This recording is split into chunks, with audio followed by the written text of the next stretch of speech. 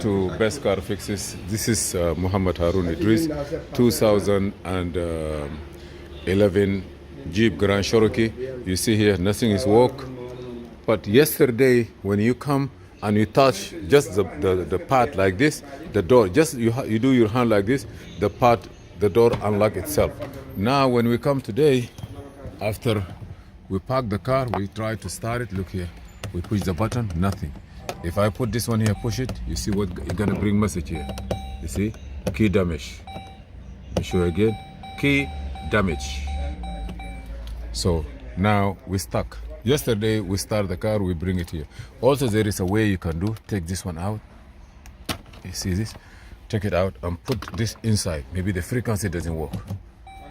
You see now? So the car is start, but the frequency was not good on that key. Please subscribe, share and like, and see you in another video. And this is one of the let me stop this. One of the way that you know if the key is bad, that means the proximity on it is no good anymore. This is the way we did, we started. The next thing is to have a spare key. By the way, having a spare key from the beginning is peace of mind.